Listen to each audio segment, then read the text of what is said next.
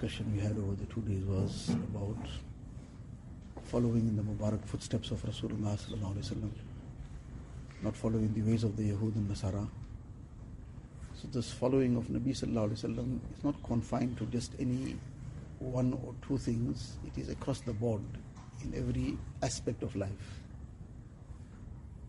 And to the extent that what was his way of speaking, for example, what was his way of interacting with others, what kind of akhlaq and character he showed, all these things are also part of this ittiba. For example, in the Hadith Sharif, it is mentioned about Nabi sallallahu alaihi wasallam, all his various sifat, which we also mentioned in the Tawrat long before Nabi sallallahu alaihi wasallam came into dunya. Already this was spelt out, that this will be the manner of this Nabi of Allah Ta'ala to come, the last and final Nabi of Allah Ta'ala. These will be his characteristics, these will be his beautiful qualities. So among those aspects that are mentioned in this Hadith Sharif, the thing that is mentioned is laysa bi fazzin wala ghalizin. Faz refers to speaking. That neither was he a person who is very hard in his manner of speaking. He has a very harsh manner or a hard manner. One is a person speaks in a way that is a soft manner. So a soft manner is a different situation. Anybody who is spoken to in a manner that is soft.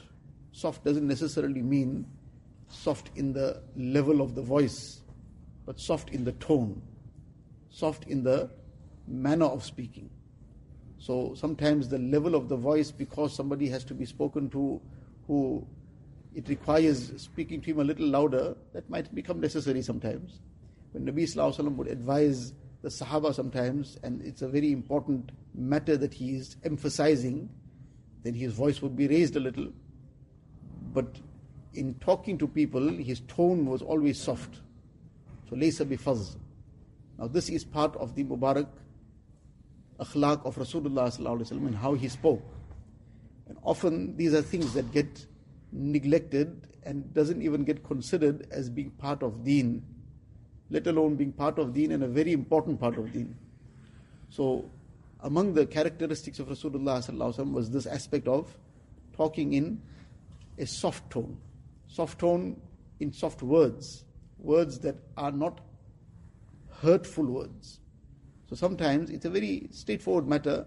A person wants to say something, but the manner in which it is said, it becomes something that hurts the next person. It just unnecessarily creates issues, unnecessarily creates problems and difficulties, just because of the manner of how a person spoke.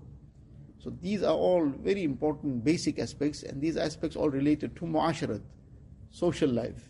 And these social life aspects, if a person doesn't uphold this could become sometimes zulm also, because it crosses the line. And when it crosses the line, it would become zulm.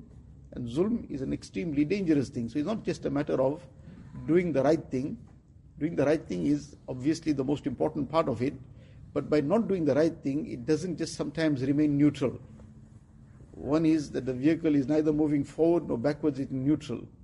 But many of these things are such that sometimes a person doesn't do the right thing, he falls totally in the wrong end and does things which become zulm.